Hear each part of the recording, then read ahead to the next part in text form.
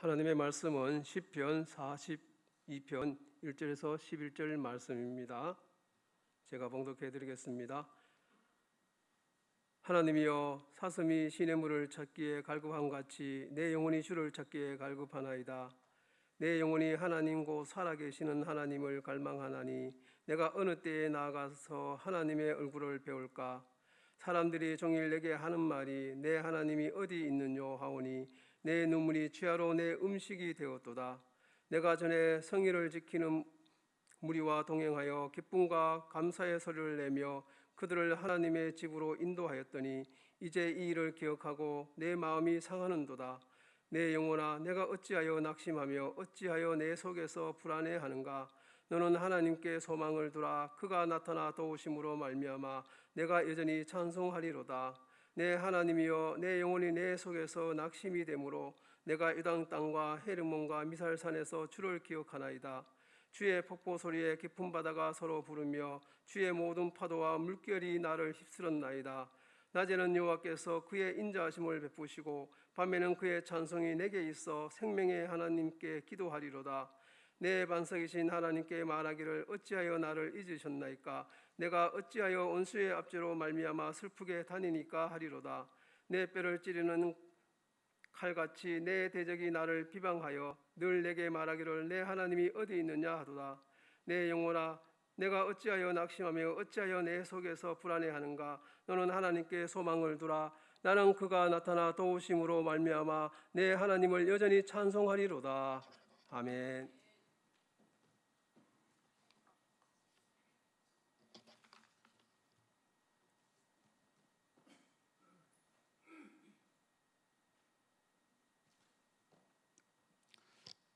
본문은 고라자손의 맞쓰길, 다시 말해서 고라자손의 교훈이라는 표제로 기록이 되고 있습니다. 이것은 고라자손이 기록했다는 것이 아니고 고라자손이 다른 사람이 기록한 것을 보관했다가 발표한 것이다 하는 의미입니다. 그러면 이 시편 42편은 누가 기록했는가? 기록자가 누구일까? 대략 신학자들의 얘기에 의하면 다윗이라고 정의를 내리고 있습니다. 그럼 다윗이 언제 이 42편을 기록했는가? 그것은 사울 왕의 미움을 받아서 사울 왕을 피해서 피난 다닐 때 이 시편 42편을 기록했다라고 이렇게 해석을 합니다. 그렇다면 다윗이 사울 왕을 피해서 피난 다니며 살아갔을 때 불편한 점이 한두 가지가 아니었겠죠. 그때에 가장 다윗이 하고 싶었던 것, 다윗의 소망이 무엇이었을까 하는 거죠. 그 피난 시절에 다윗의 가장 큰 소망, 가장 큰 소원, 그것이 오늘 본문 2절에 기록이 되고 있습니다. 2절을 다 같이 한번 읽어보겠습니다. 내 영혼이 하나님 곧 살아계시는 하나님을 갈망하나니 내가 어느 때에 나아가서 하나님의 얼굴을 배울까? 내가 어느 때에 나아가서 하나님의 얼굴을 배울까? 하나님 얼굴을 뵙는 예배를 가장 소원했습니다. 다윗은 피난 시절에도 예배드리고 싶었습니다. 예배가 그리웠습니다. 예배를 사모했습니다. 예배 중심의 인생이었죠. 그래서 그는 도망다니다가 헬몬산까지 갔던 것 같습니다. 헬몬산은 이스라엘에서 볼 때 가장 북쪽입니다. 우리나라로 얘기하면 백두산 같은 곳입니다. 그곳에까지 가서도 다윗은 하나님을 기억했다고 오늘 성경은 말씀을 하고 있습니다. 그래서 그는 아주 깊은 산골짜기 한가운데서도 그는 하나님을 기억하고 하나님을 예배하기를 사모하고 소망했습니다. 그렇게 다윗은 예배를 그리워했고 예배에 목말라 했던 것이었죠. 그러면 왜 그는 그렇게 예배를 사모했을까요? 왜 그렇게 예배를 그리워했겠습니까? 그 이유가 오늘 본문 1절에 기록이 되고 있습니다. 1절을 다 같이 한번 읽어보겠습니다. 하나님이여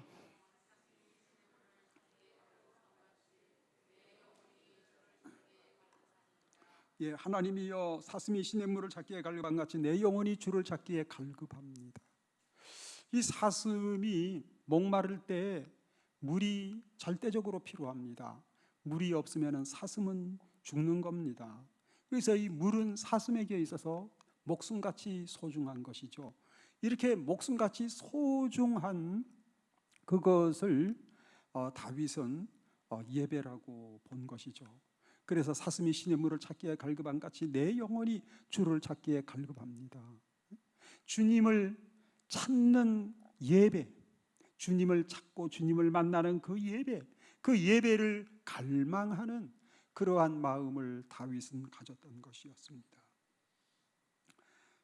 정말 우리 믿는 성도들에게 있어서 예배는 정말 목숨같이 소중한 것입니다. 사슴에게 물이 그렇게 목숨처럼 소중했듯이 우리 성도들에게 예배는 목숨처럼 소중한 것입니다. 왜 그렇게 예배가 소중한 것입니까? 예배가 목숨처럼 그렇게 정말 소중한 것입니까? 정말 목숨처럼 그렇게 소중한 것이어야만 합니까? 그래야 됩니다. 왜 그러냐면은 성경은 그 이유를 이렇게 말씀하고 있습니다. 이사야 43장 2절을 보겠습니다. 이사야 43장 2절 다 같이 읽어봅니다. 이 백성은 이사야 43장 21절 이사야 43장 21절 제가 읽어보겠습니다. 이 백성은 내가 나를 위하여 지었나니 나를 찬송하게 하려 함이니라. 내가 그 사인을 좀 잘못 준 것 같습니다. 이 성경 구절이 제가 맞는지 모르겠네. 하여튼 이게 제가 기록하다 보니까 이 백성은 하나님이 말씀하시기를 이 백성은 내가 나를 위하여 지었나니 나를 찬송하게 하려 함이니라. 왜 하나님이 사람을 만드셨나? 사람 만드신 목적이 뭐냐? 그건 뭐냐 하면 나를 찬송하게 하기 위해서다. 하나님을 찬송하며 하나님을 예배하며 하나님께 영광 돌려드리도록 하기 위해서 사람을 만드셨다. 그렇게 하나님은 말씀하신 것입니다. 그 예배가 인생의 목적입니다.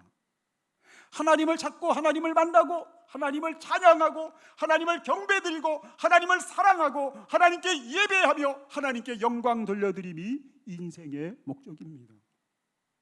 우리가 살아가는 목적입니다. 그것이. 여러분, 그 애굽에서 이스라엘 백성들이 430년 동안 노예 생활을 했댔지요.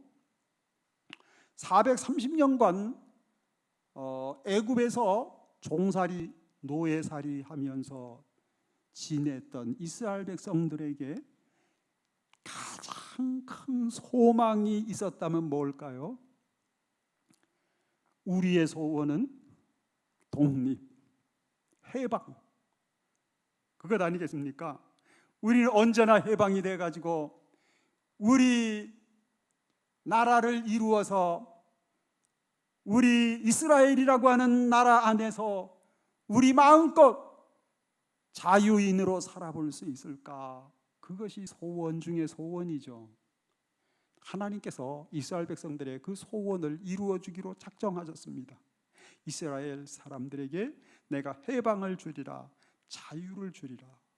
그런데 이스라엘 백성들에게 해방을 주시고 자유를 주시는 그 하나님의 목적이 있었습니다.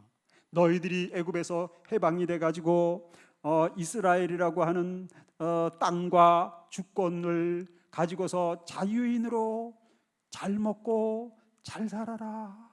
그것이 하나님의 목적은 아니었습니다. 물론 이스라엘 백성들이 자유인으로 행복하게 살기를 원하셨어요. 그런데 그것 이상으로 하나님이 원하신 하나님의 목적이 있었습니다.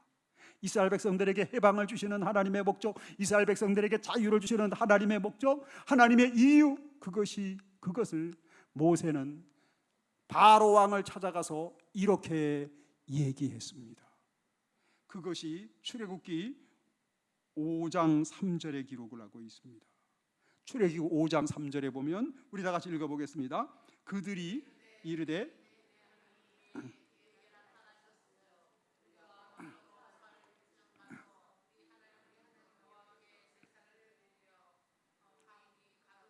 허락하소서.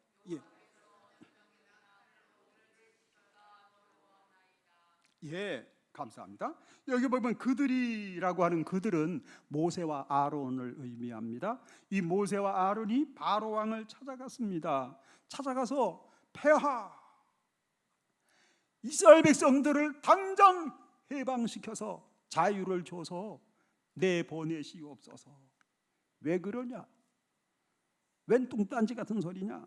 그랬을 때 그 이유를 이렇게 말씀을 하고 있어요. 우리 하나님 여호와께 제사를 드리기 위해서입니다. 제사가 목적이야요. 우리가 그냥 자유롭게 한판 놀다가 오기 위해서입니다. 그게 아니고 우리가 제사 드리기 위해서입니다. 우리가 해방이 되고 자유인이 되어야 할 이유는 제사를 위해서입니다. 제사가 뭐예요? 예배예요. 하나님은 이스라엘 백성들에게 왜 해방과 자유를 주고자 하셨습니까? 그것은 그들이 제사하는 백성, 예배하는 백성 되게 하시기 위해서입니다. 예배를 통해서 하나님의 영광을 받으시기 위해서입니다. 예배하는 성도가 되게 하기 위해서입니다. 예배가 목적입니다. 왜 우리는 인생으로 이렇게 태어났습니까? 예배를 위해서입니다. 왜 우리는 예수 믿고 구원받고 이렇게 하나님의 성도가 되었습니까? 예배를 위해서입니다. 예배가 교회의 목적입니다. 예배가 성도의 목적입니다.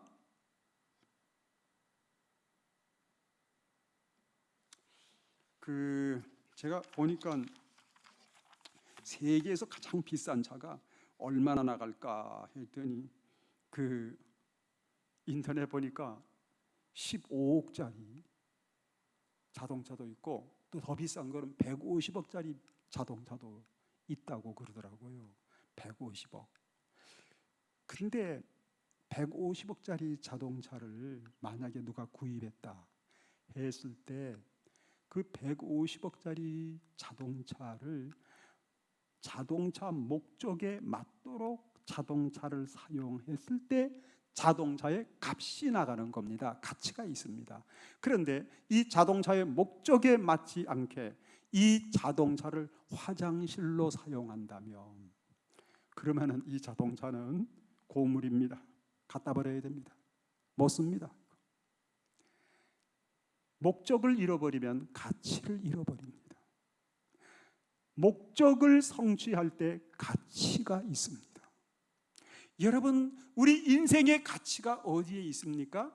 인생은 인생의 목적을 이루어야 가치가 있습니다. 인생의 목적이 뭐냐? 성도의 목적이 뭐냐? 예배입니다. 예배를 통하여 하나님께 영광을 돌려드렸을 때, 예배하며 주님과 만남을 가졌을 때 인생의 가치가 생기는 것입니다. 보람이 있습니다. 행복도 있습니다. 기쁨이 있습니다. 예배가 목적이니까 그렇습니다. 목적에 맞도록 살아야 됩니다. 우리는 예배하며 살아야 됩니다. 우리는 위험한 일이 많은 세상 속에서도 그 위험한 일을 뛰어넘고서라도 예배하며 살아야 됩니다. 왜? 예배가 목적이니까.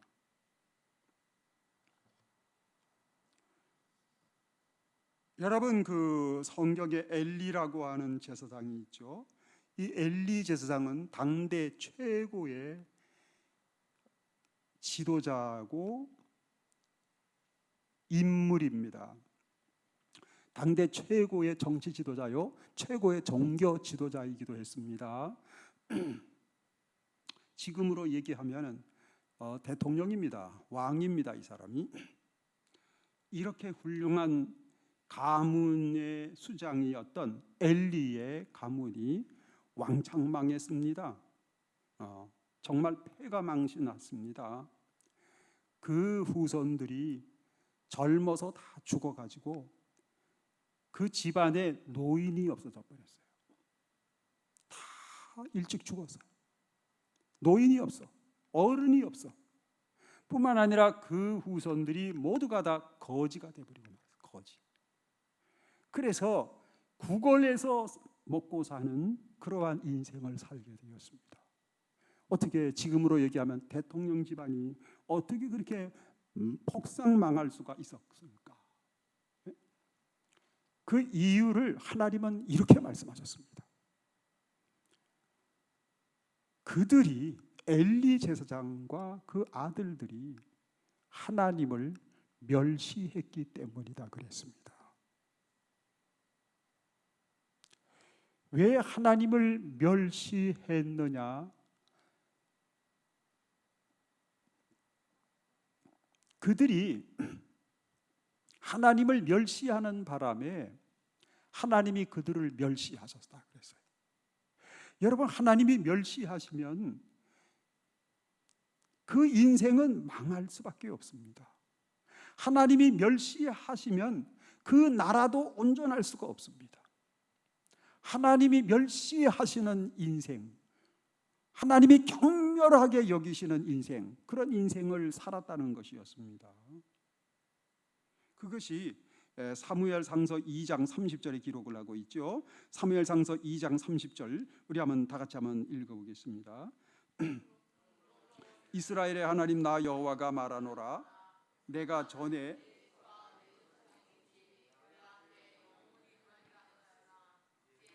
여호와가 말하노니 결단코 그렇게 하지 아니하리라. 나를 존중히 여기는 자를 내가 존중히 여기고 나를 멸시하는 자를 내가 경멸하리라. 자, 하나님이 엘리 제사장과 그 집안을 경멸하신다 그랬습니다. 그 엘리 제사장과 그 제사장 아들들을 멸시하신다 그랬습니다. 하나님이 멸시하시니까 망했습니다. 하나님이 멸시하시니까 비천해졌습니다. 초라해졌습니다. 비참한 인생이 되고 말았습니다. 하나님이 멸시하시는데, 그리고 왜 하나님이 엘리 제사장을 멸시하셨나요? 엘리 제사장과 그의 아들들이 하나님을 멸시했기 때문이라 그랬습니다. 나를 멸시하는 자를 내가 경멸히 여기리라. 그 반면에 하나님을 존중히 여기는 자를 내가 존중히 여기리라. 우리는 하나님을 존중히 여기는 인생을 살아야지 하나님을 멸시하는 인생을 살면 안 되는 것입니다. 그러면 무엇이 하나님을 멸시하는 일이냐? 그것을 성경은 이렇게 말씀하고 있습니다. 왜 이들은 하나님을 멸시했느냐 이거예요. 내가 하나님 멸시합니다 그랬습니까? 한마디 안 했어요. 그런 말. 하나님 멸시합니다, 경멸합니다, 나는 무시합니다, 이런 말 절대 안 했습니다. 그런데 그들은 하나님을 멸시한 인생이 됐습니다. 왜 그들은 하나님을 멸시했습니까? 하나님을 멸시하는 인생이 도대체 어떤 인생입니까? 그것을 사무엘상서 2장 17절에서 말씀을 하고 있습니다. 사무엘상서 2장 17절 다 같이. 이 소년들의 죄가 여호와 앞에 심히 크면 그들이 여호와의 제사를 멸시합니다. 예, 이 소년들은 누구를 말하느냐면 엘리 제사장의 아들들입니다. 홈리와 비느하스. 이 아들들이 하나님의 제사를 멸시했습니다. 하나님의 제사를 우습게 생각했습니다. 하나님의 제사 시간에 제물을 도둑질했습니다. 하나님의 제사를 업신여겼습니다. 하나님의 제사 예배를 무시했습니다. 예배를 멸시했습니다. 예배를 아무것도 아닌 것으로 평가했습니다. 그랬더니 결국 이들은 하나님을 멸시하는 인생이 되고 말았습니다. 예배를 멸시하는 것은 하나님을 멸시하는 일입니다.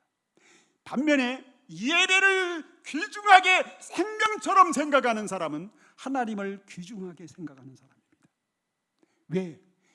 예배는 하나님이 받으시는 은혜입니다. 예배의 주인공은 하나님이십니다. 예배를 통해서 하나님을 만납니다. 예배를 통해서 말씀을 듣습니다. 예배를 통해서 우리는 하나님을 찾는 겁니다. 예배를 통하여 우리는 하나님께 사랑을 드리는 겁니다. 하나님께 찬양을 드리고 영광을 돌려드리는 겁니다. 예배의 주인공 하나님이십니다. 그렇기 때문에 예배를 멸시하는 것은 하나님 멸시하는 거예요. 예배를 존중히 여기는 사람은 하나님을 존중히 여기는 겁니다. 우리는 예배 존중해야 됩니다. 우리는 예배를 목숨처럼 생각해야 됩니다. 우리는 예배를 생명처럼 소중히 여겨야 됩니다. 왜 그렇습니까? 하나님이 소중하니까. 하나님이 생명보다 더 소중하니까.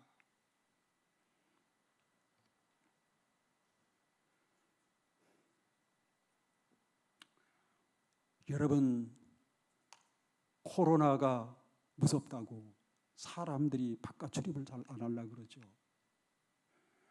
그럼에도 불구하고 여러분들은 이렇게 마스크를 쓰면서라도 하나님 앞에 예배를 드리고 있습니다. 왜 그랬습니까? 예배가 소중하니까. 우리의 예배를 받으시는 하나님이 너무나 소중하니까. 날 위해서 십자가에 피 흘려 죽으시고 부활하셔서 내게 영생을 주신 예수 그리스도가 너무나 소중하니까. 예배를 존중히 여길 때 하나님은 그 사람을 존중히 여겨주십니다. 예배를 존중히 여기는 그 인생, 하나님은 보물 같은 인생으로 존귀하게 세워주시고 만들어주십니다. 예배를 존중히 여기며 드리는 기도는 하나님이 보물처럼 들어주십니다. 다윗이 그것을 경험했습니다. 다윗은 여러분, 이 코로나가요 한 7, 8개월 동안 유행하면서 우리나라에서 몇 명 죽었죠? 300명 약간 넘게 죽었어요. 300여 명 죽었습니다. 그런데 다윗 시대 때에도 유행병이 있었는데 다윗 시대 때에 그 유행병으로 인해서 단 3일 동안, 3개월도 아니에요, 3일 동안 몇 명 죽은지 기억하시죠? 7만 명 죽었습니다. 다윗 시대 때 많이 죽었어요. 그러니까 다윗 왕궁에서 가만히 앉았으면 이 집 저 집에서 아이고 호곡 소리가 진동을 하는 겁니다. 7만 명 죽었으니까 그 좁지간 땅에서. 그 유행병이 막 돌아다니니까 사람들이 무서워서 바깥에 나가지를 않으려고 그러겠죠. 지금보다 더 할 겁니다.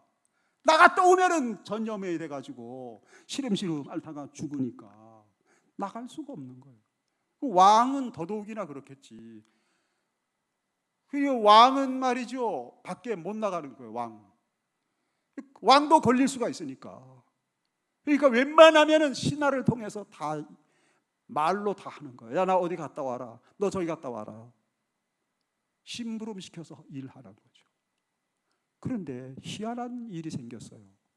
어느 날 왕이 내가 저 왕궁 밖으로 나가겠노라, 바깥 출입을 하겠노라. 아우 폐하, 안 됩니다. 안 됩니다. 저희를 심부름 시키시죠. 그랬겠죠. 성경에는 안 나오지만. 아니다, 내가 반드시 친히 가야 하리라.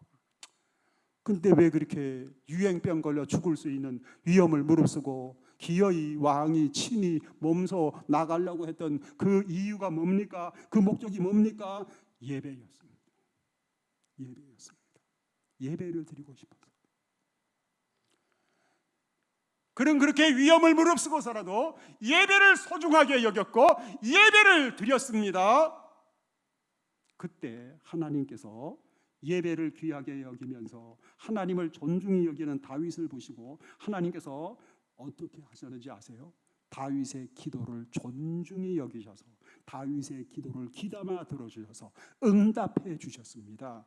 그것이 사무엘하서 24장 25절에 기록을 하고 있습니다. 사무엘하서 24장 25절 다 같이 한번 읽어보겠습니다. 그곳에서 여호와를 위하여 제단을 쌓고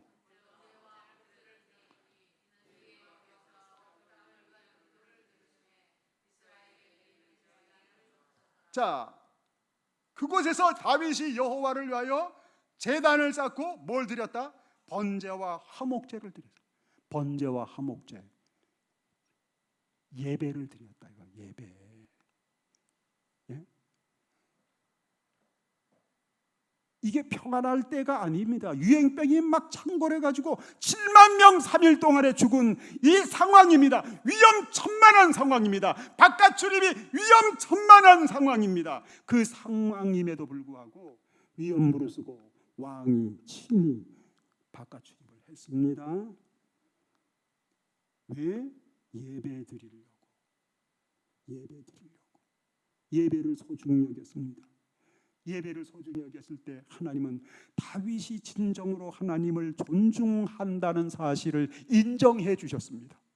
너가 나를 그렇게 인정하니, 너가 나를 그렇게 존중하니 내가 너의 기도를 존중해서 너의 기도를 귀담아서 경청하여 너의 기도를 이루어 주었노라. 기도를 들어주셨어요. 그 즉시 7만 명 죽인 전염병이 종결났어요. 끝이 났습니다.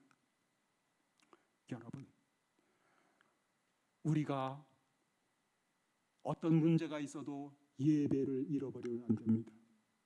어떤 문제가 있어도 예배가 답입니다. 왜냐하면 예배를 받으시는 하나님께 모든 정답이 있기 때문에 그렇습니다. 우리가 예배 드릴 때 하나님을 존중히 여김이 됩니다. 우리가 하나님을 존중히 여겨야 하나님이 우리의 인생을 존중히 여겨주시고 우리의 기도를 존중히 여겨주시고 하나님께서 우리의 문제를 하나님이 아름답게 종결지어 주시고 처리해 주셔서 평안을 주실 줄로 믿습니다. 예배가 회복이 됐을 때 모든 것이 회복이 됩니다. 하나님은 다윗 시대 때의 전염병을 끝장나게 해주셨던 것처럼 코로나도 하나님께서 막아주시고 해결지어 주실 줄로 믿습니다. 우리 기도드리겠습니다. 거룩하신 하나님 아버지, 주님의 은혜와 사랑을 감사드리옵나이다. 하나님께서 은혜를 주셔서 진정으로 하나님이 받으시고 연락하시는 살아있는 예배를 날마다 드리며 살게 도와주옵소서. 우리의 예배를 받으시는 하나님께서 우리 가운데 역사하셔서 이 코로나에 감염이 되어서 고통당하고 있는 수많은 이 땅의 사람들이 고침받고 치유받아서 건강을 회복해서 하나님께 영광이 되게 하옵소서. 오늘도 전국교회에 모이는 성도들을 코로나로부터 각종 위험으로부터 지켜주시고 보호해 주시옵소서.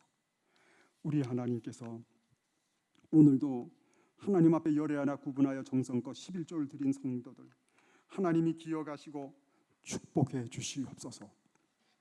저희들의 심령 속에 믿음, 소망, 사랑, 기쁨, 평화가 넘쳐나게 하시고 저희들의 가정생활, 저희들의 직장생활, 사업장에 하나님의 복이 넘쳐나게 하셔서 하나님의 영광을 위하여 힘껏 사용하며 헌신하며 살아가는 기쁨과 보람과 행복이 넘치게 하옵소서. 오늘도 하나님 앞에 감사 예물을 드렸습니다. 감사드리며 기도하는 내용들을 다 이루어 주시고 더욱 감사하는 신앙과 믿음이 푸르고 청청하게 강건해지게 해 주시옵소서. 하나님 감사하며 주님께 영광 돌려드릴 간증이 더욱 풍성해지는 저희들의 신앙생활이 되게 하옵소서. 하나님 앞에 선교 헌금, 건축 헌금 드렸습니다. 드린 손길들 하나님이 기억하시고 하나님께서 풍성한 은혜를 내려 주셔서 생활에 부족함이 없게 하시고 빚지는 일이 없게 하시고 하나님 물질로 인해서 시험 당하는 일이 없게 해 주셔서 주의 이름으로 나눠주고 베풀며 하나님께 영광을 돌려드리는 영육간의 풍성한 저희들의 삶이 되게 해 주시옵소서. 이 모든 예물 주께 봉헌드리며 감사드리며 예수 그리스도의 이름으로 기도드리옵나이다. 아멘.